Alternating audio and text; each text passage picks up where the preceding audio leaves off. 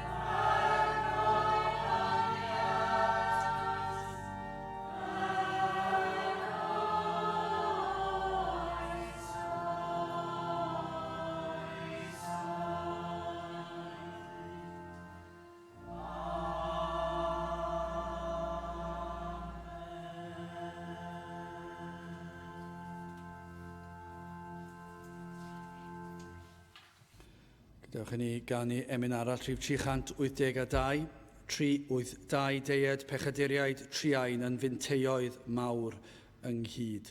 382 gewn ni sefyll i'w chanu.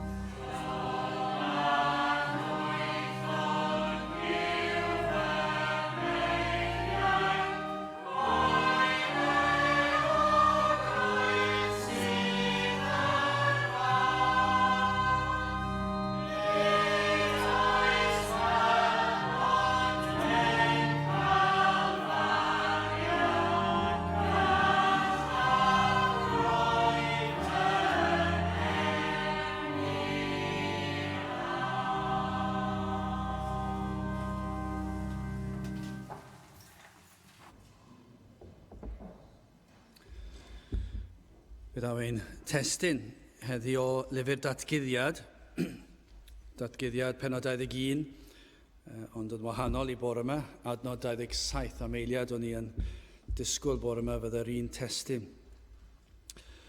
Ond adnod 27 yw ein testyn heddi, ac nid a i mewn iddi ddim aflan, nac yn gwneithio'r ffieithdra, na chelwydd, ond yr rhai sydd wedi ei hysgrifennu yn llyfr bywyd yr oen.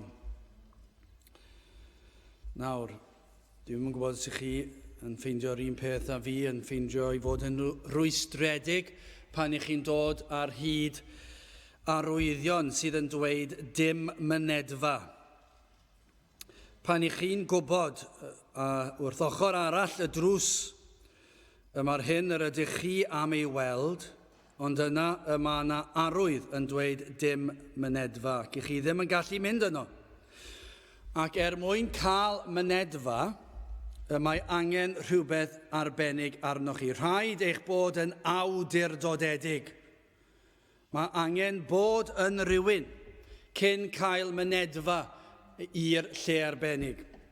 Mae rhaid i chi fod yn berchenog, neu yn weithiwr yno, neu yn un o'r trefnwyr. Neu mae angen rhyw brawf, mae angen gwisgo rhyw fathodyn mwyn profi pwy ydych chi. Ges i rhyw brofiad chydig o flynyddoedd yn ôl, 2-3 mlynedd yn ôl, gafodd ein tîm criced o'r ysgol gwahoddiad i fynd i'r Stadiwm Swalec lawr yn y dre. Dwi ddim yn cofio y gêm nawr, ond roedd e'n gêm rhwng gwledydd. Gorllewin, yr India'r gorllewin oedd un ohonyn nhw, un o'r tîmau mwyaf enwog y byd, ac yna dwi'n credu mai Australia oedd y tîm arall, falle De Affrica, dwi'n yn cofio. Ond fe gafodd ein plant ni, y tîm yr ysgol, y cyfle anhygol o gael bod yn chwarae yn ystod yr egwyl, ond hefyd i fod yn cerdded allan gyda'r tîm, yn cael gafel llaw mawrion byd criced, ac yn cerdded ac roedden nhw'n gewri 6 troedfedd, 8 moedfedd, pob un o'n nhw siwr o fod, ac dyna le roedden nhw'n lan fan hyn. Ac mi roedd y plant bach mae'n cerdded allan yn gafel yn ei llaw. Ac ta beth, cyn y digwyddiad, yr oedd rhaid i ni ddangos y tocyn yn gyntaf, ein bod ni'n cael mynedfa i'r stadiwm. Ac oedd y tocynnau yno gen i, o'n i wedi cael nhw flaen llaw. Tocyn arbennig yn dweud ein bod ni'n cael mynd mewn yn gynnar cyn neb arall, cyn hyd yn oed y camerâu teledu. Roedd rhai yna'n barod, ond oedd ni, achos oedd y plant yn cael mynd ar y cae gyda'r tîm yn cael mynd yno. Felly, roedden ni'n gwisgo rhyw fath o, dim mwclis yw, rhyw fath o gwmpas y gwddwg a rhyw fathodyn mawr yn dweud mynedfa. Ac dyna lle roeddwn ni'n teimlo'n reit bwysig, doeddwn ni ddim yn cael mynd gyda'r chwaraewyr, ond o'n i'n cael mynd gyda fy nhîm bach i. Dyna lle oedd y plant bach yn cerdded mas i'r cae. Ac o'n i'n cael ymarfer gyntaf, ac yr ymarfer gyntaf, cyn yr ymarfer, o'n i'n mynd i'r neuad, ac o'n nhw'n cael diod bach o squash a bisged bach, ond dyna ni'n edrych ar ôl y tîm. Yna roedden ni'n cael ein galw i'r neuad dan do, lle roedd yr chwaraewyr yn ymarfer, ac ar ôl yr chwaraewyr ymarfer, mi roedden ni'n mynd mewn yna ac yn rhesu'r plant, ac o'n nhw'n cael gweld ti sefyll fyna, ti fyna, ti fyna, ti fydd yn gafel llaw y chwaraewyr yma, ti fydd yn mynd mas gyntaf. O'n nhw'n goffa gwybod yn union, achos roedd camerau'r byd, achos cwpan y byd oedd camerau dros y byd i gyd yn mynd i weld y gêm yma. A dyna lle roedd y plant yn gyffroes nawr ymarfer yn y neuad, ac yna gafon nhw'n dweud, nawr i ni'n cael yr ymarfer olaf allan ar y cae. Neb yno, y lle yn gwbl wag, rhywbeth fel 10 o gloch y bore. Ac yna, ges i nal yn siarad gyda rhywun. Ac o'n i 10 eiliad ar ei hôl i. Roedd y plant yn mynd allan, bechgyn y merched yn mynd allan trwy'r drws ar ochr yr neuad. A dyna lle eithon nhw allan. Ac o'n i'n gweld nhw, o'n i'n trio gorffen y sgwrs gyda pwy bynnag oedd ac yna o'n i'n mynd allan ar ei hôl nhw. Ond 10 eiliad oedd hi, ac oedd y plant wedi mynd trwy'r cae. Dwi wedi bod ar y cae yna, canodd y weithio. O'n i'n chwarae yna 3 diwrnod ynghynt gyda'r tîm yn rhyw gystadleuad ysgol, ac roedd o'n i wedi cerdded fyna sawl gwaith. Ac yr eiliad es i ar y cae, y plant wedi cerdded hanner ffordd i ganol y cae i'r lle roedden nhw'n ymarfer, a dath y stiward yma lan at y fi, a stopio fi. Bron taclo fi fel gêm rygbi. Fel betawn ni'n rhyw ddihiryn oedd yn mynd i wneud rhyw ddrygioni mawr ar y cae ac yn dweud, stop, ti ddim yn cael mynd yn Saesneg, dwedodd wrth gwrs, achos o'n nhw'n siarad Cymraeg yma yng Nghaerdydd, a dyna le oedden nhw, yn dweud, no, dim pellach, dim mynedfa i'r cae. Ac edrychus i arno fe, mae'r bathodyn gen i. Dyna fy mhlant i. Dyna'r tîm sydd yn mynd i gerdd. Dwi gyda nhw. Dwi fyna. Dwi'n gallu cyffwrdd nhw. Na, bant a ti. Bron, pigo fi lan a symud fi mas i'r gad cyntaf. Dwi ti ddim yn cael cerdded ar y cae. Pam darn o wair yw e? Ac yn y diwedd sylweddolais i, does dim ateb yn hyn, o'n i'n gallu gweld y plant. Doedd e ddim yn dweud ar y bathodyn, mynedfa i'r cae. Yr unig pobl sydd yn cael bod ar y cae yw y chwaraewyr o India'r gorllewin. Australia neu De Affrica, pwy bynnag oedden nhw. Y dyfarnwyr ac ambell i ddyn camera. ac ar wahân i hynny ar plant ysgol am y 10 munud o'r ymarfer a'r 10 munud pan oedd yn digwydd. Does dim hawl dy chi fynd ar y cae. Ac o'n i ddim yn gallu berswadio fe bod rhaid fi fod gyda mhlant i drwy'r amser. Doedd dim un ffordd oedd hwnna'n mynd i ddigwydd.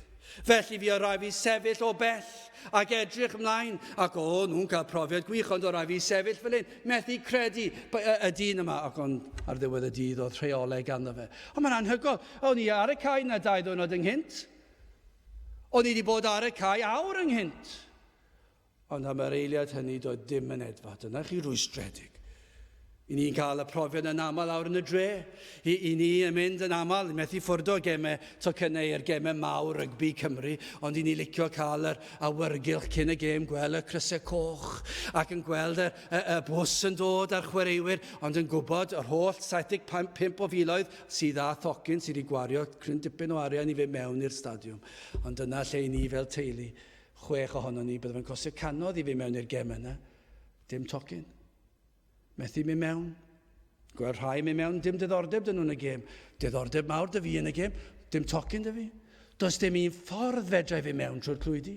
Does dim tocyn gen i.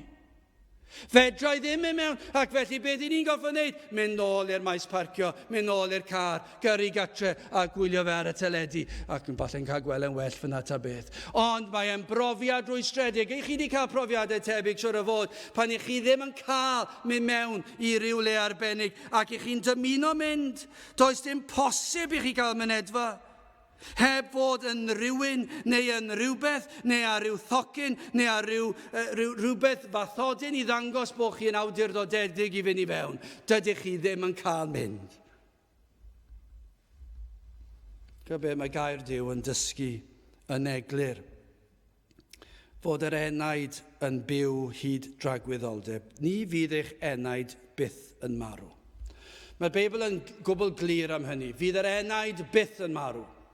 I ni'n gwybod hynny o brofiad, i ni'n mynd yn hŷn, mae'r corff yn mynd yn hŷn, ond dydych chi ddim yn teimlo'n hŷn, pam dydy'r enaid ddim yn gallu mynd yn hen, mae'n anfarwol, mae'n mynd i fyw am dragwyddoldeb. Felly ni fydd yr enaid yn marw, felly fe fydd yr enaid yn byw am tragwyddoldeb. I ni'n gwybod hynny, mae gair Duw yn glir am hynny. Ond pe na bydde gair Duw yn dweud hynny, mi fydde fe mor anodd credu bod dyn yn mynd i fyw ar y ddeiar am gyfnod ac yna i fydolaeth yn dod i ben. Mae yn rhywbeth anodd iawn i ymgyffred, bod yn bosib i rywun i farw a dyna fe. Dyw e ddim yn rhywbeth sydd yn naturiol i ni. Yn y ffordd ni wedi cael ein creu, yn ein meddwl ni, yn ein hymenydd ni, mae'n rhywbeth annaturiol i ddychmygu fod yr enaid yn mynd i farw, a'r corff yn marw, a'r enaid yn marw, a dyna fe. Dyn sydd mor ryfeddol o ran ei greadigaeth, ac i feddwl wedi'r anadl olaf yn peidio a bodoli. Mae'n od bod y byd yma'n credu'r fath beth. Ond heblaw am fod yn gwbl naturiol credu bod yna dragwyddoldeb, mae gair Duw yn datgan hyn. Y cwestiwn felly yw, ymle fydd eich enaid yn treulio tragwyddoldeb? Dyna yw'r cwestiwn pwysig. Mae gair Duw yn dysgu fod yna 2 le a 2 math o bobl. Sonia am uffern ac am y nefoedd. Fe sonia am gredinwyr ac am anghredinwyr. Does dim man canolig, does dim person yn y canol. Os felly, pa beth sydd ei hangen ar gyfer cael mynediad i'r nefoedd? Beth sydd angen arnoch chi? Dwi'n gwybod beth oedd angen i fi roi fy'n rhaid ar y gwair. Oedd angen i fi fod yn chwaraewr i India'r Gorllewin, neu i Awstralia, neu fod yn ddyfarnwr y dydd, neu yn blentyn ysgol oedd yn mynd i afel i dwylo nhw. Doeddwn ni ddim yn cael bod. Ac felly yn syml iawn, i chi gallu gofyn y cwestiwn yna yng nghyd-destun llawer o bethau. Beth sydd angen arna i gael mynediad? Wel, felly, gofynnwn ni'r cwestiwn yma. Gan fod yr enaid yn byw hyd dragwyddoldeb, gan nad oes posib i'r enaid farw, ac i ni'n gwybod hynny, ble fydd yr enaid yn mynd, yn treulio tragwyddoldeb, pan fydd yr anadl olaf yn dod? Beth sydd yn digwydd wedyn? Beth sydd rhaid cael mwyn cael mynediad? Wel, yn gyntaf, hoffwn i edrych ar yr adnod yma, ac yn edrych arno fe'n gyntaf fel drws caeedig. Ac yna yn ail drws agored, ac yn drydedd y drws eich calon. Felly yn gyntaf, drws caeedig, ac nid a i mewn iddi ddim aflan. Nac yn gwneithio'r ffieithdra, na chelwydd, ond yr rhai sydd wedi eu hysgrifennu yn llyfr bywyd yr oen. Dyna'r ateb i chi. Os ydych chi'n meddwl beth yw'r ateb i'r cwestiwn, mae'r ateb yn yr adnod. Beth sydd angen ar gyfer mynediad i'r nefoedd? Wel, yn gyntaf, mae'n dweud ydych chi beth sydd yn rhwystro chi. Beth sydd yn cael drws? Beth sydd yn dweud dim mynediad? Beth sydd ar yr geiriau hynny? Dim mynediad ar gyfer pwy? Wel, ar gyfer rhain. Yr rhai sydd yn frwnt, yr rhai sydd yn aflan, yr rhai sydd yn gwneithio'r ffieildra, yr rhai sydd yn dweud celwydd. Dyna be mae gair Duw yn dweud. Does dim, i ddweud y gwir, mae e'n fwy difrifol na hynny, be mae'r gair Duw yn dweud yw, does dim mynediad posib. Yn y Groeg, yn y gwreiddiol, y mae pwyslais mawr ar y negyddol fan hyn, ac mae'n dweud y mae e'n amhosibl, neu ar ddim cyfrif y ceir rhai mynediad i'r nefoedd. Dyma be mae'n dweud yw, does dim un posib, ar ddim cyfrif y ceith rhain mynediad i'r nefoedd. Mae'n rhyfedd yn diwedd sut bod gymaint o bobl yn gallu dehongli'r sgrythyr yn wahanol. Ond yr hyn maen nhw'n ei wneud yw dweud dydyn nhw ddim yn hoffi'r ddysgeidiaeth yma, ac felly gan nad ydyn nhw'n hoffi'r adnodau yma sydd trwy'r holl Feibl, felly maen nhw'n dyfalu ac yn creu athrawiaeth cysurus personol. Ond fan hyn, mae yna bendantrwydd yn does na, mae yna eglurder, mae yna sicrwydd yn y gosodiad.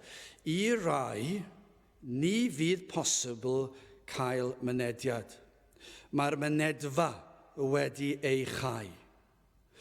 Ond, i bwy mae hyn yn wir? A ydy'r mynedfa yn chau i chi? I bwy felly?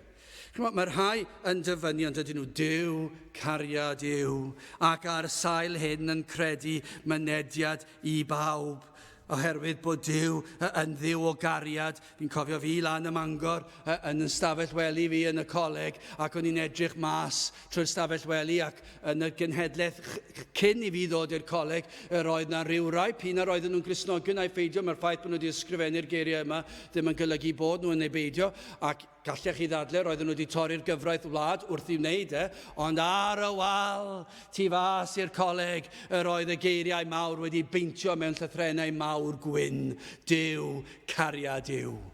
Falle'n meddwl bod e'n adnod perthnasol tu fas i goleg diwynyddol. Dwi ddim yn gwybod os oedd unrhyw un oedd yno, oedd wedi ysgrifennu fe yn wir credinwyr, achos y peryg yw pan i chi'n rhoi Duw, cariad yw, nad ydych chi wedi deall beth yw ystyr yr adnod.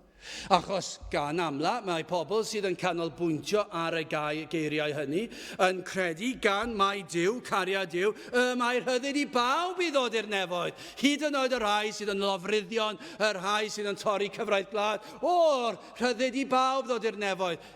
Neu, dyn nhw'n cweit wedi gweithio hwnna mas eto, ac yna maen nhw'n penderfynu, na, ar wahân i'r rhai i ni'n credu sydd yn rhy ddrwg i fynd i'r nefoedd, ac felly maen nhw wedi penderfynu, Duw, cariad Duw, mae Duw yn llawn cariad tuag at bawb ar wahân i'r rhai dydw i ddim yn ei hoffi, a'r rhai sy'n codi dychryn arno fi.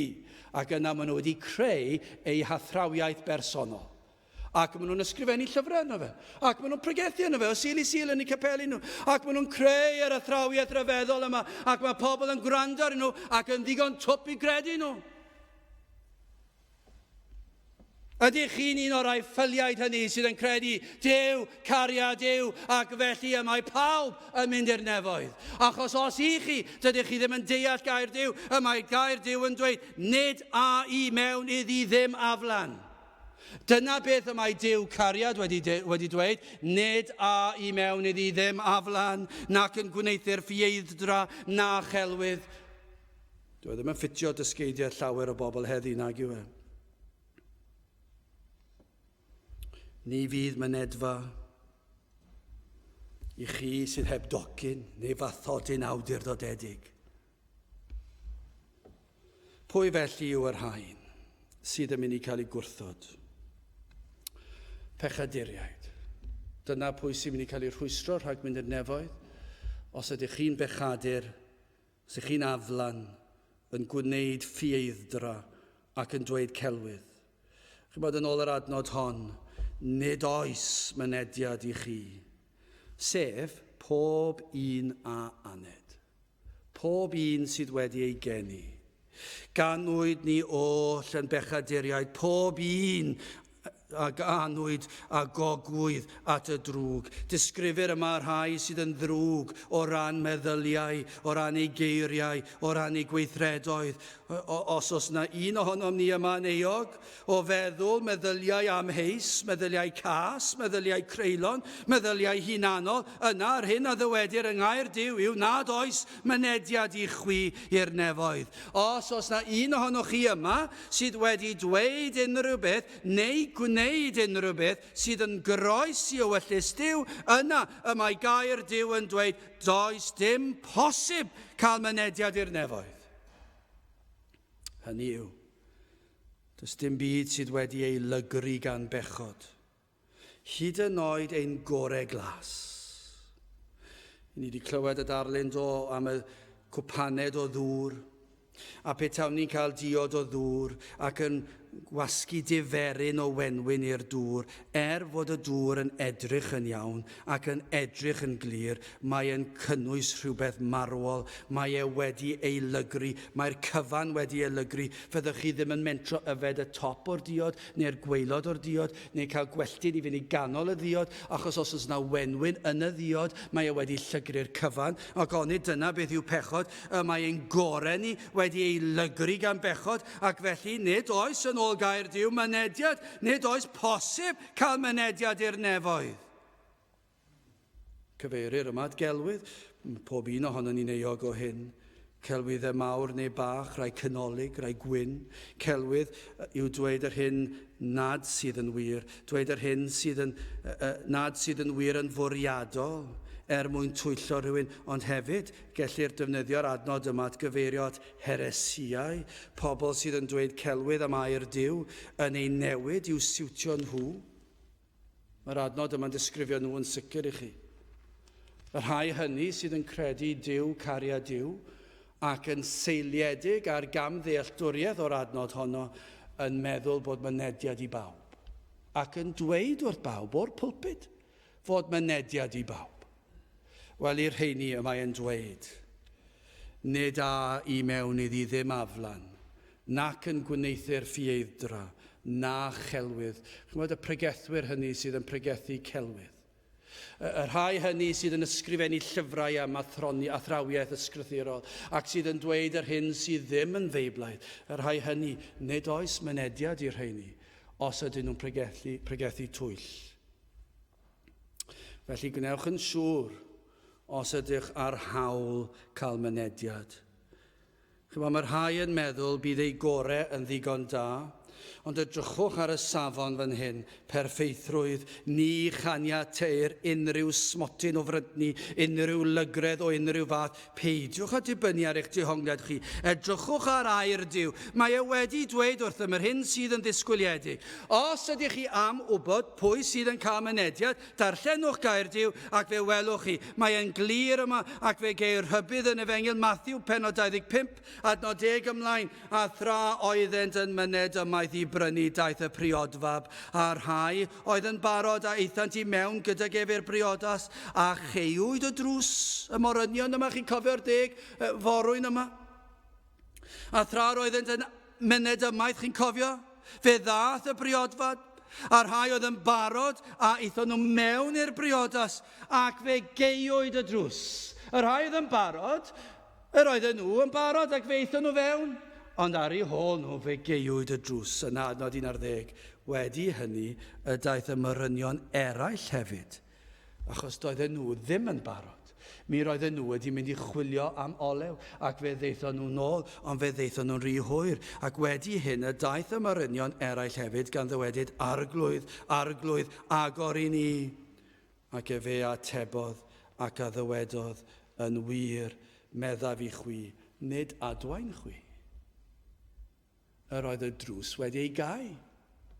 Yr oedden nhw wedi mynd i chwilio am olew. O nhw'n ddigon hapus, o nhw wedi cael lot o hwyl, o nhw'n ymlacio traddod y lleill wedi paratoi, ond roedden nhw yn meddwl digon amser gen i chwarae gwmpas, gai fe ffling bach i, gai fe amser i fwynhau'r byd, ac yna fe ddoi na'i feddwl amdano fe nes ymlaen, ac yna pan fyddai'n hun, a pan fydd problemau bywyd yn pentyrru ar ymhen i, ac pan fydd y gwallt yn dechrau britho, ac pan fyddai mwy o amser ar fy nwylo, dyna pryd na'i feddwl am ddod, ond fydd y drws yng nghau pryd hynny, dyna bydd y rhybydd, fe fydd y drws yng nghau, ac yma fe geiwyd y drws yn glep. Ac yr oedd 5 o forynion heb baratoi tan ei fod yn rhy hwyr. Fe ddylsen nhw fod wedi gwrando, fe ddylsen nhw fod wedi paratoi. Ond na, fe adawyd yn rhy hwyr. Dyna chi ddarlun erchill, mae'n ofnadw. Dwi mae'n rhywbeth i chi'n gallu treulio lot fawr o amser yn meddwl am y peth. Mae'n codi dychryn arnoch chi. Dychmygwch y teimlad, dychmygwch yr ofn a ddath ar y morynion hynny pan welon nhw'r drws yng nghau.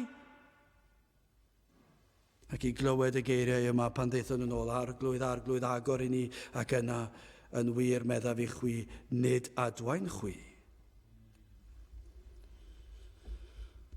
Nid oes tocyn, nid oes bathodyn, nid ydych chi wedi cyrraedd y safon, mae brynt ni pechod arnoch chi.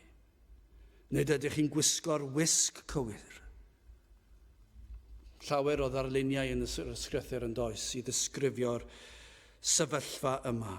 Nid oes mynediad ar eich cyfer. Nid ydych chi wedi talu'r ddyled, neu chi ddim wedi talu'r pris. Dydych chi ddim wedi talu'r pris ar gyfer y tocyn. Does dim tocyn da chi. Dyna'r sefyllfa. Ac falle byddwch chi ddim yn ymwybodol o'r drws yn awr, achos mae yna gymaint o bethau yn does na i'ch drysu chi, mae yna gymaint o bethau i dynnu'ch sylw chi ac i gymryd eich diddordeb chi. Mae'r teledu, mae'r radio, mae'r byd chwaraeon, mae'r byd pleser, byd adloniant. Mae yna gymaint o bethau yma i ddennu'ch sylw chi, ac dydych chi ddim yn ymwybodol o'r drws yng nghau, ond fe ddaw dydd. A falle fe ddaw y dydd yn gynt nag i chi'n ei ddisgwyl. Dwi darllen ar y newyddion yn ddiweddar gormod o bethau yn y byd chwaraeon am bobl sydd yn reidio beiciau modur, yn darllen am un sydd newydd o allan o drwm gwsg, beth bynnag yw'r gair cywir meddygol am hynny.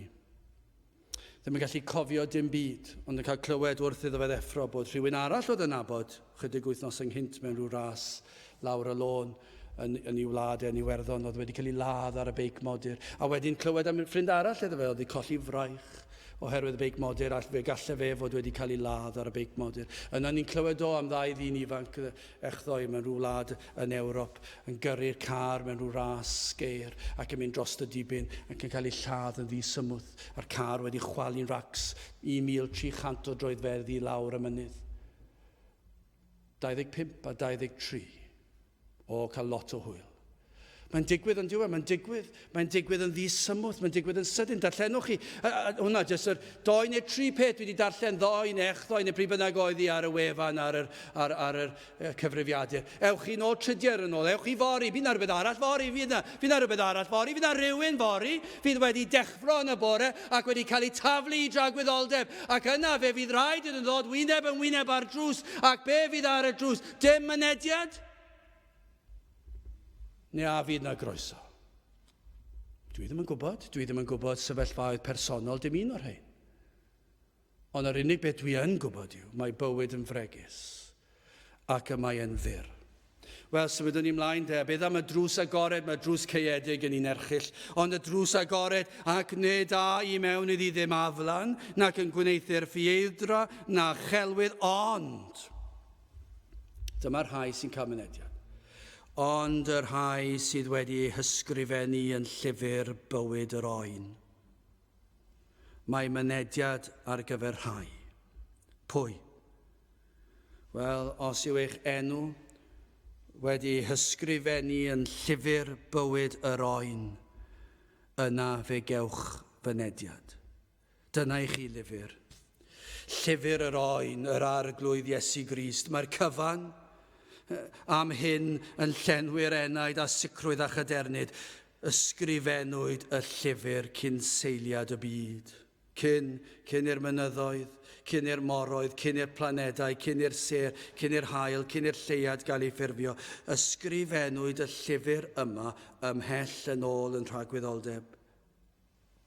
Mae rhai yn cwestiynu felly, sut gall hyn fod? Oherwydd rhan gyntaf yr adnod.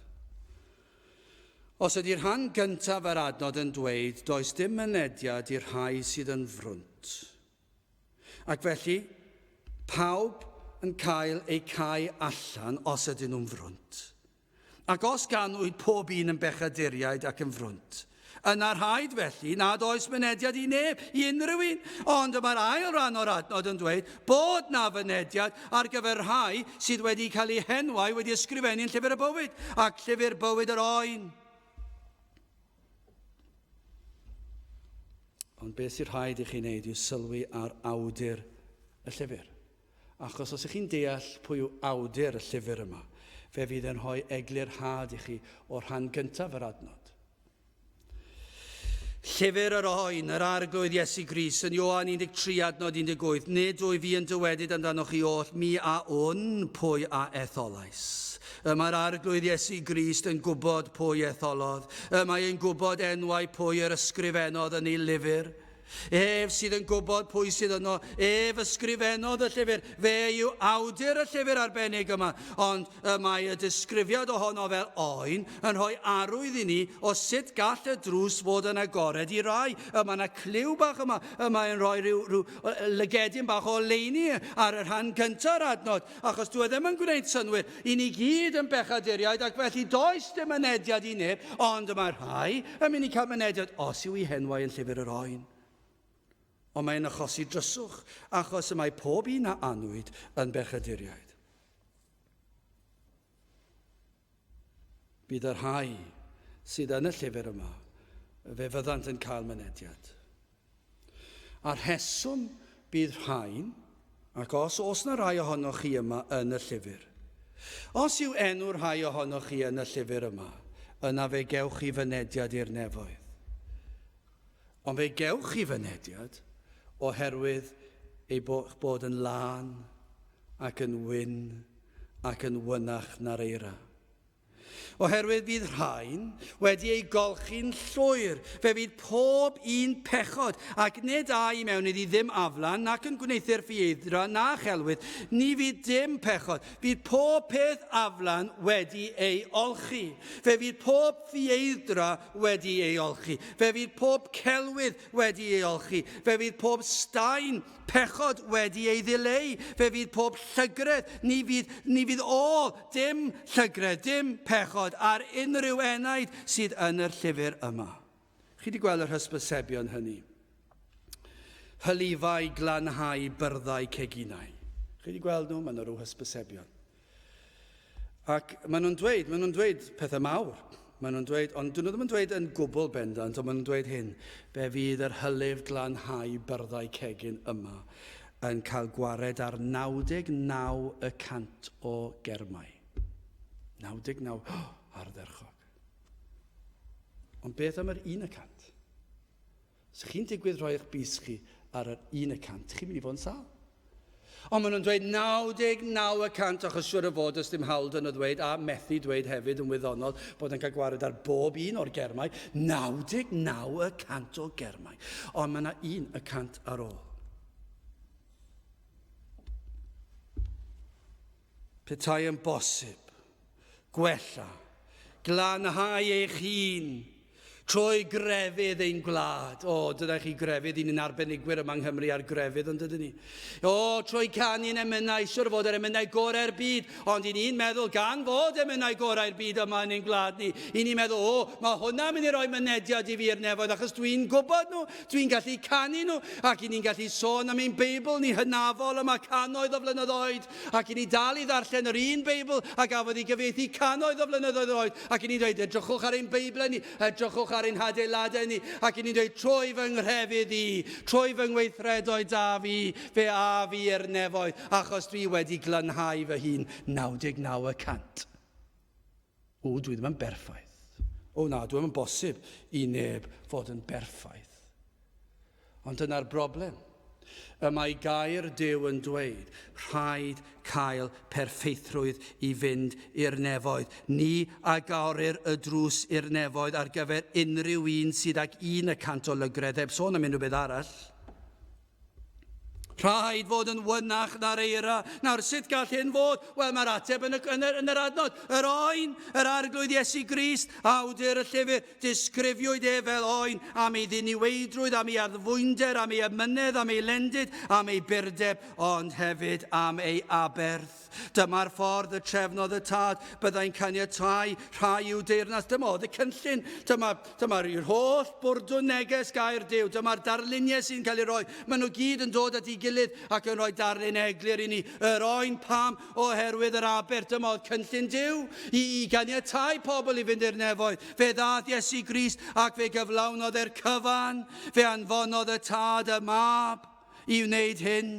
Rhaid oedd cael perffeithrwydd. Ac fe gyflawnodd Iesu Grist y perffeithrwydd yn ein lle ni. Darllenwch gair Duw o'r dechrau hyd y diwedd. Does dim un pechod gellir ei gyhuddo ohono. Y mae'r Iesu yn berffaith. Fe gyflawnodd ei holl ofynion y ddeddf yn ein lle, ond hefyd fe ddeliodd a'n methiant ni. Rhaid oedd cosbi, methiant a gwrthryfel, a bryntni, a chelwydd, a phechod. Rhaid cosbi ni all Duw ganiatáu unrhyw beth aflan i'r nefoedd, ond dyna pam ddath Iesu Grist fel oen i'r lladdfa. Darllenon ni yn Eseia 53, adnod 4 ymlaen. Gwrandewch ar y geiriau yma. Dyma'r ateb i chi, sut mae rhai'n cael mynediad i'r nefoedd. Diau fe a gymerth ein gwendid ni, ac a ddig ein doluriau, eto ni a'i cyfrifiasom ef wedi ei feiddi, ei daro gan Dduw, a'i gystuddio, ond fe a archollwyd am ein camweddau ni. Fe a ddrylliwyd am ein hanwireddau ni. Cosbedigaeth ein heddwch ni oedd arno ef, a thrwy ei gleisiau ef yr iachawyd ni. Na ni oll a grwydrasom fel defaid, troesom bawb i'w ffordd ei hun, a'r arglwydd aroddus arno ef ein hanwiredd ni i gyd. Fe a orthrymwyd, fe a gystuddiwyd, ac nid agorau ei enau, fel oen yr arweinid efo'r lladdfa, ac fel y tai dafad o flaen yr rhai ei cneifiau, felly nid agorau yntau ei enau. Dyna'r ateb i chi. Mae'r ateb yna, mae'n ddigon clir. Fe ath Iesu Grist a chymeryd y gos fel aber, fel oen yn cael ei ladd, fel aberth am bechod. Fe ath yr oen yma, oen Duw. Dyma'r unig ffordd gall unrhyw un gael mynediad trwy'r drws, trwy aberth, trwy'r unweddau'r oen. Ni'n gweld, dwi ddim byd i wneud â ni, fe drefnwyd hyn oll cyn seiliad y byd. Pam? Achos ysgrifennodd yr Iesu y llyfr yma yn rhagwyddoldeb. Llyfr yr oen. Fe ysgrifennodd enwau ei blant, yr rhai bu farw trosnynt, yr rhai dywalltodd ei waed trosnynt, yr rhai yma'n golchi'n wynach na'r eira trwy ei waed. Dyna'r rhai sydd yn cael mynediad i'r nefoedd. Wel, i orffen ac yn fyr, beth am ddrws eich calon? Mae'n adnod am ddrws arall yn datguddiad 3 adnod 20. Wele yr wyf yn sefyll wrth y drws ac yn curo. Os clyw neb fy llais i, ac agored y drws mi a ddeiaf i mewn ato ef, ac a swperaf gydag ef, ac yntau gyda minnau. Chi'n modd disgrifio'r drws hanfodol arall yma, drws eich calon. Os am fynediad trwy ddrws y nefoedd yna, rhaid agor drws eich calon i'r oen. Rhaid. Mae yna berthynas agos yma rhwng y drysau. A yw yr arglwydd, a yw'r oen Duw yn sefyll tu allan ddrws eich calon heddi? Gai ofyn i chi nawr, gai ofyn i chi sydd yma heddi, a falle rai sydd yn gwrando, a yw'r Iesu tu allan i ddrws eich calon ac yn curo ar eich calon? Sut trwy'r ysbryd glân yn curo a churo ar ddrws eich enaid? Sut mae'n neud hyn? A yw yn dod ac atgofion eich pechodau i chi? A yw e'n pigo eich cydwybod? A yw e'n agor llygaid eich enaid i weld eich angen? A yw e'n defnyddio efallai llinell o emyn neu gair gan gyfaill neu adnod o'i air? Neu a yw yn defnyddio un o'i weision wrth bregethu yn eich argyhoeddi chi o'ch cyflwr? Ai felly, ai hyd yn oed yn ystod yr oedfa hon, y mae'r ysbryd yn dod ac y mae'r arglwydd yn curo ar ddrws eich calon ac yn dweud agorwch y drws tra bod cyfle, agorwch tra fy mod i'n agos, dyma falle eich cyfle olaf, pwy a wyr beth aw yfori, dyma'ch cyfle chi, y mae'n curo ar eich drws chi. Os felly beth ddylech chi'n neud, agorwch y drws. Ildiwch iddo, plygwch ger ei fron, mynweswch yr hyn oll a wnaeth drosoch, bu fyw bywyd perffaith yn eich mwyn chi, cymerodd gosb ar y groes yn eich lle chi. Mae'r addewid yn yr adnod yma, mi a ddeiaf i mewn ato ef, ac a swperaf gydag ef. Dyna'r addewid. Wele rwyf yn sefyll wrth y drws ac yn curo. Os clyw neb fy llais i, ac agored y drws. Os newch chi ymateb, os newch chi ildio, os newch chi edifarhau, os newch chi cyffesu'ch gwendid, os agorwch i'r drws, yna mi a ddeiaf i mewn ac a swperaf gyda chi. Dyna'r addewid. Fe gewch chi fynediad trwy y drws i'r nefoedd. Os yw eich enw yn y llyfr yma, llyfr yr oen, yna fe fyddwch chi wedi bod at yr oen. Dyna'r sicrwydd. Mae'n ddirgelwch. Peidiwch â bod mor ffôl. Dyna chi enghraifft o'r rhai fydd yn cael ei gwrthod. Yw'r rhai sydd yn dweud hyn.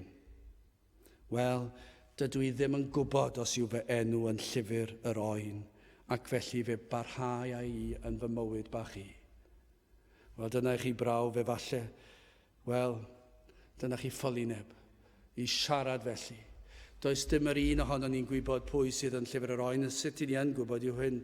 Os dewch chi at y groes, os dewch chi at yr arglwydd Iesu Grist, os edrychwch chi ar yr oen yn cael ei aberthu a'i waed yn tywall, os dewch chi a chyffesu mae'ch pechod chi yw'r hoelion sydd yn ei hoelio i'r groes, os galwch chi am faddeuant, os galwch chi am olchiad, os galwch chi am drigaredd, yna beth sydd yn sicr, fe ddaw e mewn ac fe fydd e'n swpera gyda chi ac fe fydd yn rhoi heddwch i chi a maddeuant a golchiad llwyr ac yna fe fyddwch chi'n gwybod bod eich enw chi yn llyfr yr oen. Ni fydd angen talu unrhyw bris am y tocyn yma pam y mae'r Iesu wedi talu'r pris yn llawn. Dalodd e'r ddyled yn llwyr. Fe ddioddefodd e ddigofaint y tad yn cael ei dywallt yn llwyr arno ef. Beth newch chi felly? A fyddwch chi'n parhau i gair drws eich calon? Wel, os felly yna ceiedig fydd drws y nefoedd i chi. Ond fe fydd yna drws arall yn agored i chi yn sicr. Drws colledigaeth trygwyddol. Fydd honna'n lydan agored. Ac y fydd croeso mawr yno. O, fe fydd yna groeso yno. Mae'r ffordd honno'n lydan. Mae yna niferoedd fawr arni. Mae yna llawer ar yr lôn honno. Ond mae yna ddrws yma. Mae yna ddrws y nefoedd. Ac ar y funud yma ein geedig. Ond fe fydd yn agored i'r sawl a ddaw at yr arglwydd Iesu Grist. Ac nid a i mewn iddi ddim aflan. Nac yn gwneithio'r ffieildra. Na chelwydd. Ond yr rhai sydd wedi hysgrifennu yn llyfr bywyd yr oen. Gadewch i ni weddio. Diolch i ni ti o Dduw am yr arglwydd Iesu Grist ac am y ffaith iddo darparu ffordd bod y drws yn gallu bod yn agored ac fod yna modd i bechaduriaid rhai sydd yn ffiaidd, rhai sydd yn frwnt. O Dduw, bod modd i'r rheini fod yn wynach na'r eira a cael ei golchi yng ngwaed yr arglwydd Iesu Grist. O Dduw, i ni yn gweddio ar ei ti fod ar waith, y bydd ysbryd yn agor llygaid deillion i weled i hangen am waredwr ac y byddant yn cael ei tywys i'r groes ac yn darganfod fod yr arglwydd yn ffyddlon i wair, bod y sawl a ddaw at o ef nes bwri'r allan byth. Teird gweithio trig ar hawrth. Ni'n gofyn hyn o trwy enw ac heiddiant i'n harglwydd Iesu Grist. Amen. Gadewch i ni orffen i'n gwasanaeth trwy ganu'r emyn rhif 525. 525 o'th flaen o Dduw rwy'n dyfod gan sefyll o hir bell, pechadur i'w fenw, ni feddaf enw gwell. 525 gen i sefyll i'w chanu.